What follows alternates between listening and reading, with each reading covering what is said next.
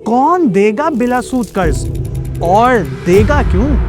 Individuals, businesses और government कहां से पूरी करेंगी अपने कर्ज की जरूरियात? सूद के खात्मे का जुनून तो बहुत सौ को है, मगर क्या किसी के पास कोई प्लान भी है?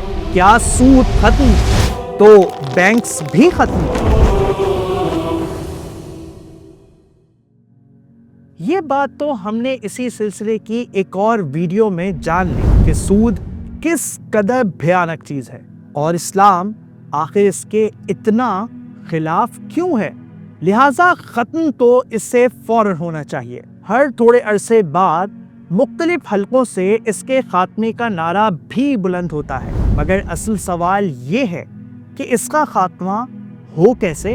ये की ना बात, खात्मे की रट तो लगाई हुई है, पहले इसके लिए सारे स्टेप्स और हर एक का डिटेल्ड प्लान तो बने, फिर ही होगा खात्मा। नहीं, ना तो ऐसे किसी डिटेल्ड प्लान की जरूरत है और ना ही ऐसा कुछ बनाना मुमकिन जिसमें हर चीज पहले से दर्ज हो कि इस तब्दीली के डिटेल्ड स्टेप्स क्या होंगे और अमली मरहले में पेश आने वाले हर जुज़वी मसले का हल क्या होगा।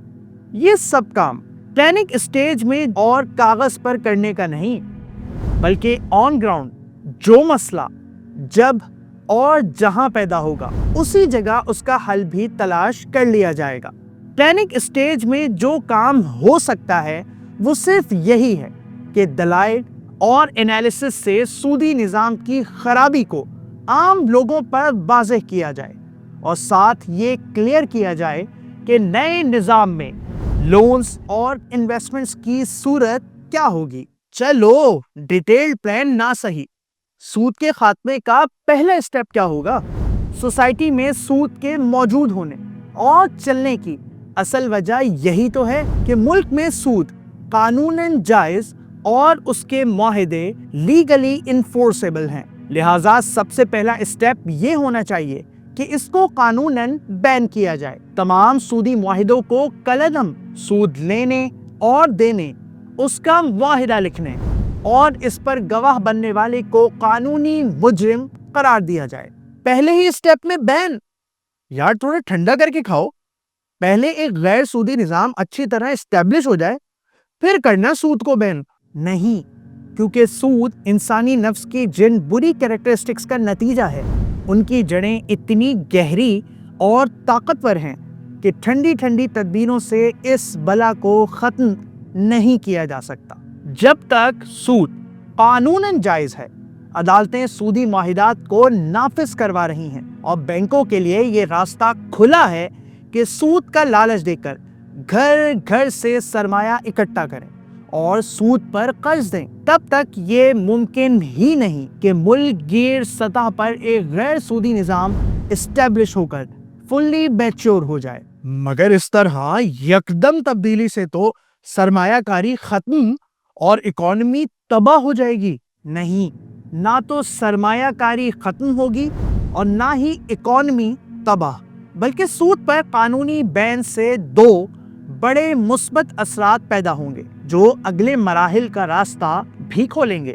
पहला ये कि सरमाया गलत तरीके से इकट्ठा होने के बजाय सही तरीके से इकट्ठा होने लगेगा। क्या मतलब? मैं समझा नहीं।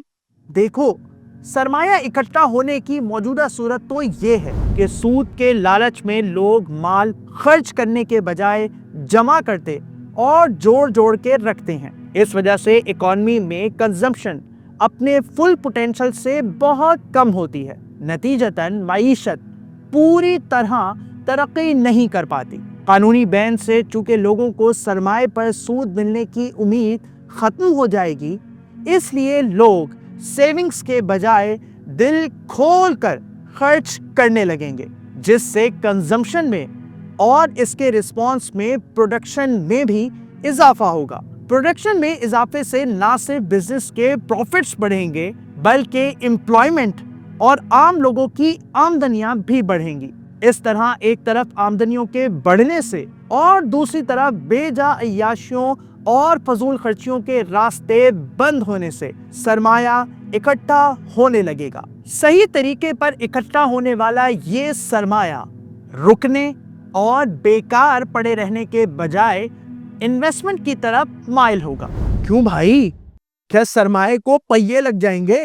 موجودہ صورت میں تو سرمایہ انٹرسٹ ریٹس چڑھنے کے انتظار میں رکا اور بیکار پڑا رہتا ہے، اور جوں جوں سرمایہ کی مانگ بڑھتی ہے یہ اکڑتا اور اپنی شرائط سخت کرتا چلا جاتا ہے۔ اس طرح اکانومی میں انویسٹمنٹ اپنے فل پوٹینشل سے ہمیشہ بہت کم رہتی ہے۔ اس کے مقابلے میں سود بین ہونے اور سال بھر بیکار پڑے رہنے کی صورت میں زکوٰۃ لاگو ہونے کی وجہ سے سرمایہ کی اکڑ بالکل ختم ہو جائے گی اور وہ بہت ریزنیبل شرائط پر بزنس میں انویسٹ ہونے پر آمادہ ہو جائے گا۔ اس طرح بزنس سرمایہ کے پیچھے نہیں بلکہ سرمایہ بزنس کے پیچھے بھاگنے لگے گا۔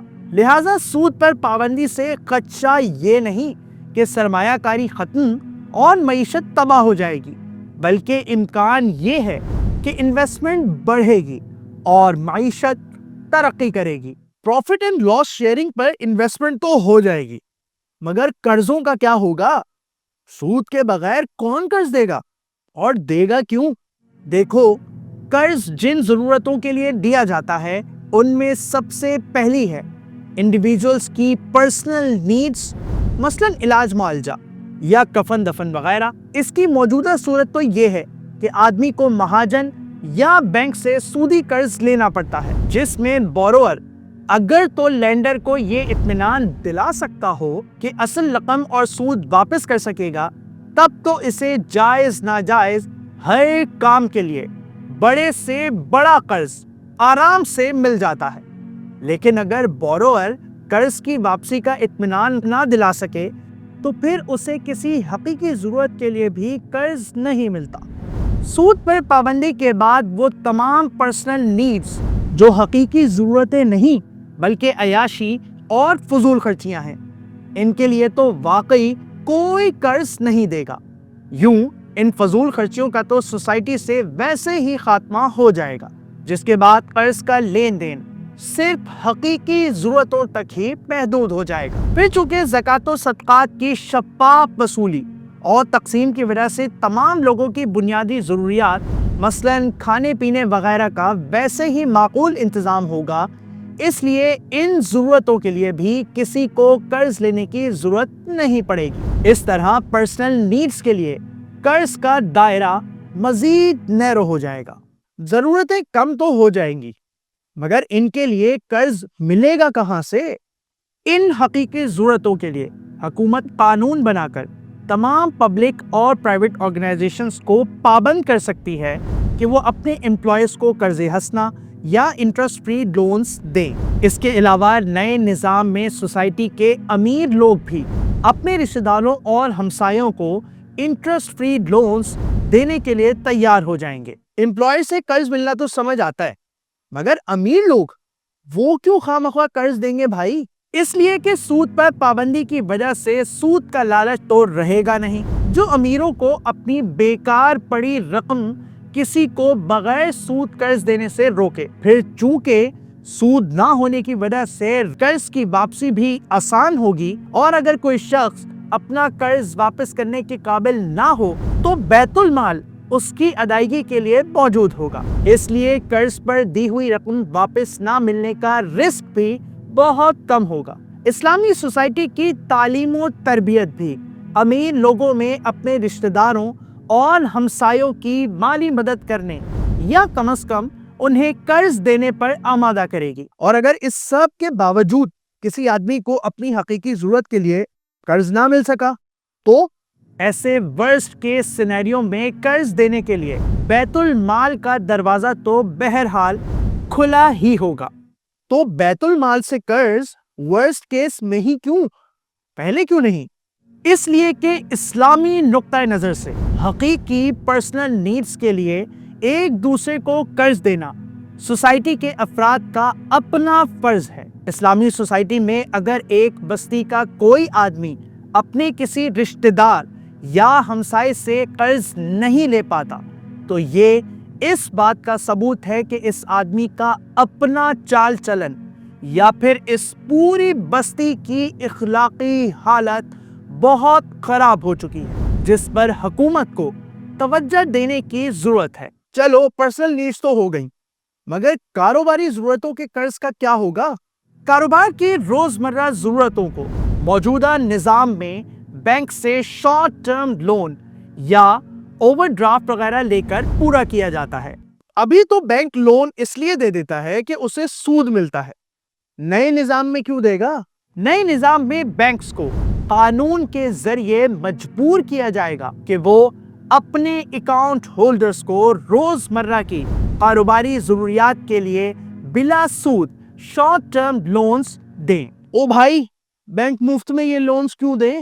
اس لیے کہ بینک کے پاس اکاؤنٹ ہولڈرز کا جو پیسہ پڑا ہوگا وہ بھی تو بغیر سود کے ہی رکھا ہوگا نا، پھر وہ کیوں نہ اسی رقم میں سے اپنے ہی کسٹمرز کو بغیر سود شارٹ ٹرم لونز دیں۔ مفت ہی لونز دیتا رہے گا تو بینک اپنے اخراجات کہاں سے پورے کرے گا؟ لین دین کے ان اخراجات کو پورا کرنے کے لیے بینک اپنے کسٹمر سے کوئی معقول سی ماہانہ یا سالانہ فیس وصول کر سکتا ہے۔ یہ فیس کتنی، کس سے اور کب لی جائے، یہ سب تفصیلات بینکس اور ان کے اکاؤنٹ ہولڈرز آپس میں خود طے کر سکتے ہیں۔ شارٹ ٹرم لون تو ہو گیا، لیکن اگر بزنس کو لانگ ٹرم بیسس پر قرض کی ضرورت ہو تو اس کے لیے قرض نہیں ملے گا، بلکہ بزنس کو پروفٹ اینڈ لاس شیئرنگ کی بنیاد پر بینک سے سرمایہ حاصل کرنا ہوگا۔ پروفٹ اینڈ لاس کی بنیاد پر انویسٹمنٹ، یہ تو بینک کے لیے بہت بڑا جھنجٹ ہے بھائی، بینک اتنی ہیسل کہاں گوارا کرے گا؟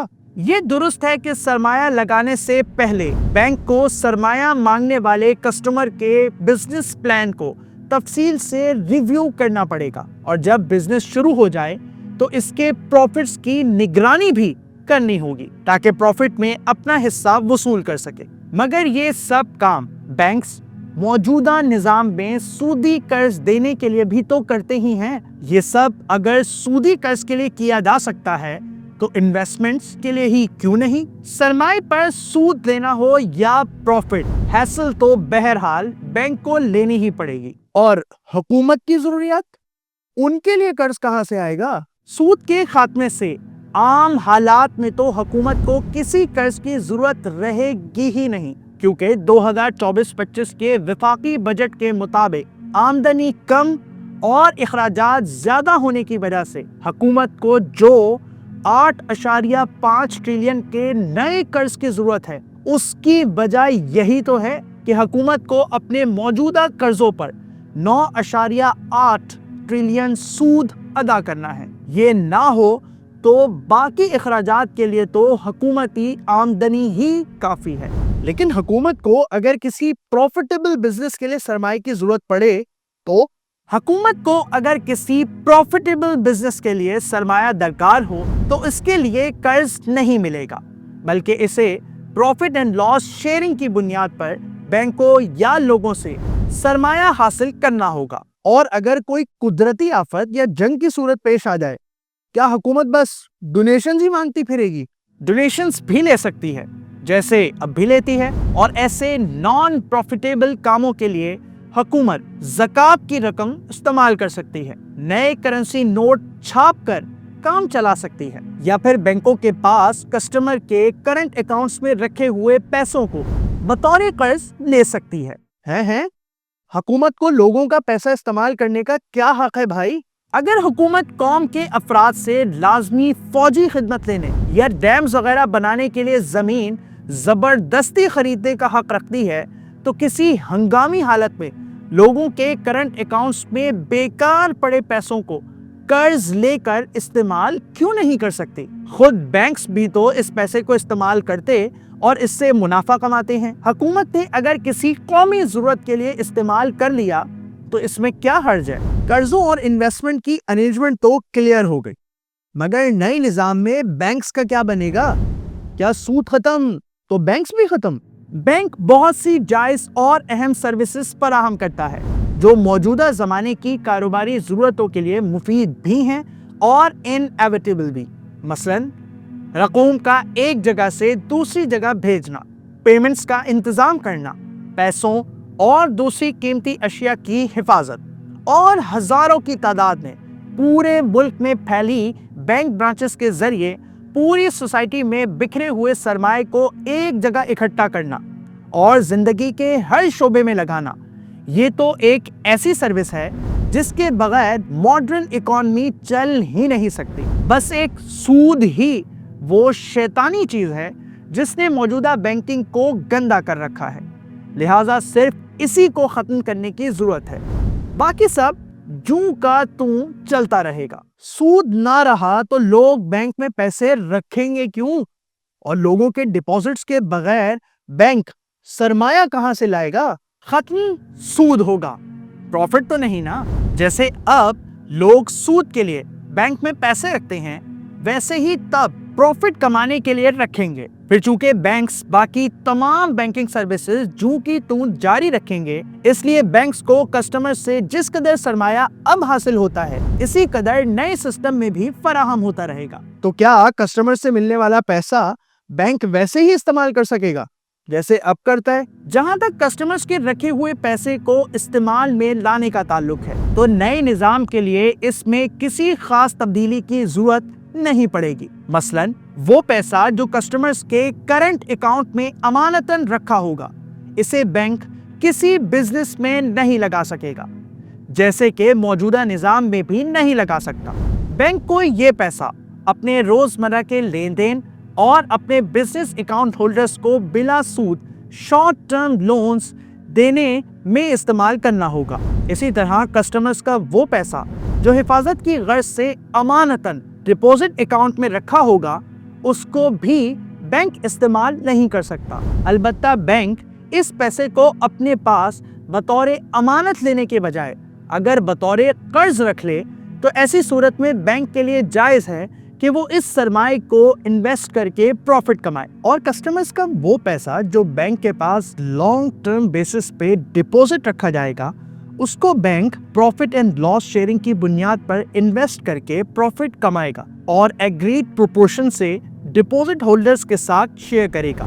इस तरह ना सिर्फ बैंक्स का काम नए निजाम में भी जूं का तू चलता रहेगा, बल्कि अब जबकि बैंक बिजनेस के प्रॉफिट और लॉस दोनों में शरीक होगा, इस वजह से बैंक और बिजनेस का मफाद एक दूसरे के साथ परफेक्टली अलाइन हो जाएगा, जो कि सूदी निजाम पे नहीं हो पाता, क्योंकि इसमें तो बैंक को सिर्फ अपने सरमाए और सूद से मतलब होता है, ना कि बिजनेस के प्रॉफिट या लॉस से। इस अलाइनमेंट के नतीजे में बिजनेसेस के ग्रो करने और मुश्किल माशी हालात का मुकाबला करने की सलाहियत कई गुना बढ़ जाएगी, जिससे पूरी इकॉनमी और खुद बैंक्स को भी फायदा पहुंचेगा। ये है नए निजाम में लोन्स, इन्वेस्टमेंट और बैंकिंग की एक हाई लेवल पिक्चर। इसमें शक नहीं कि इन सब की तफसीलात डेवलप करने और नए पेश आने वाले मसाइल को हल करने के लिए मजीद काफ़ी सारा काम करना पड़ेगा। इस तरह नए निज़ाम को स्टार्ट करने, चलने और फुली मैच्योर होने में बहुत सी मुश्किलात भी पेश आ सकती हैं, मगर ये सब मुश्किलात मौजूदा सूदी निज़ाम ने भी तो देखी हैं ना। आखिर ये भी तो कई डेकेड्स के एवोल्यूशन के बाद आज यहाँ तक पहुँचा है। गैर सूदी निज़ाम डिस्कशन की हद तक तो वाकई बहुत अच्छा है, मगर क्या प्रैक्टिकल वर्ल्ड में ये फिजिबल भी है? देखो, गैर सूदी निज़ाम पूरी इस्लामी दुनिया में कमोबेश 1200 साल तक तो चलता ही रहा है, मगर वो तो पुराना दौर था ना। मॉडर्न इकॉनमी की बात तो और है। जी नहीं, मॉडर्न वर्ल्ड में भी जब भी रिसेशन आता है, जैसा कि 2008 में आया, तो उससे निकलने के लिए दुनिया भर के बड़े बैंक्स, मसलन अमेरिकी federal reserve, bank of England, European central bank, interest rates को तकरीबन 0 पर ले आते हैं। बल्कि जापान में तो इंटरेस्ट रेट्स नेगेटिव भी किए गए हैं, जिसमें बैंक में पैसे रखने से सूद मिलता नहीं बल्कि उल्टा देना पड़ता है। क्या ये इस बात का सबूत नहीं कि सूद के बगैर मॉडर्न इकॉनमी चल सकती है? चलना क्या, अगर कभी रिसेशन जैसी मुश्किल में फंस जाए تو اس دلدل سے نکلتی بھی تبھی ہے جب سود ختم کر دیا جائے، بھلے ایسا خاتمہ ٹیمپرری ہو۔ ماڈرن اکانومی میں اگر سود کو ٹیمپرری بیسس پہ ختم کرنے کا یہ رزلٹ ہے تو اس کو پرماننٹلی ختم کر دینے سے اکانومی کس قدر اچھی ہو سکتی ہے۔